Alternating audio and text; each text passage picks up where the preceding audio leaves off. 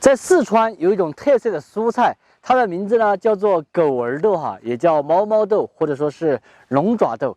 今年咱们的第一顿狗儿豆马上就要开始吃了，很多朋友都说没有见过狗儿豆长成什么样子的，就是这个样子的。然后它的藤就是这样子，还要给它搭架子，开了好多好多的花。咱们家的这个狗儿豆还不是长得很老哈，所以赶场的时候买了一点。接下来我们就去做今年的第一顿狗儿豆了。狗儿豆一般情况下，煮好撕过皮之后，都要给它泡个1天的时间再来吃，因为它有微微的毒素，给它排一下。全部把它切成大小均匀的丝。小时候最害怕的就是吃这个狗儿豆，因为以前没有冰箱，基本上这个狗儿豆都是馊的，还没有下锅炒之前就有很大一股馊味，所以说看着就害怕。配菜来切上2根紫姜，和狗儿豆一样的哈，都是丝。再来2个小青椒，配一下打斜刀切丝。再来几口干花椒、干辣椒、蒜末、葱头。锅里来一点纯正的菜籽油。炒狗儿豆可以用菜油炒，也可以用猪油炒，都香。油温6成热，下入小料，快速的炝香。紧接着下狗儿豆、紫姜、青椒，一定要把这个海椒炒至变色过后再加这些哈。油温高的话就很快，不然它的香味炝不出来。来一点盐、糖、鸡精，继续的用大火翻炒均匀。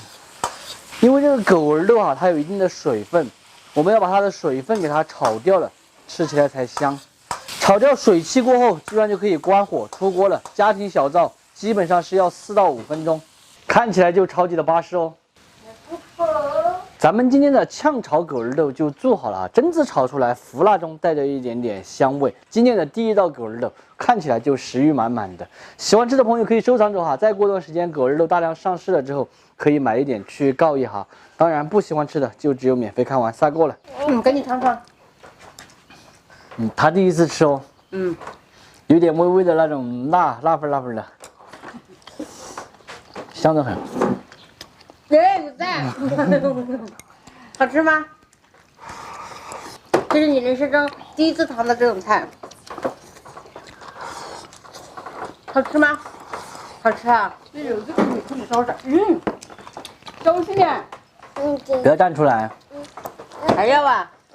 还要做好。做了吃。我咕噜打了没几个的。可能还要半个月吃。现在开了很多花。那有绳子的，觉得有。夏天的时候狗儿豆就便宜了。还要啊？看来真的好吃哦。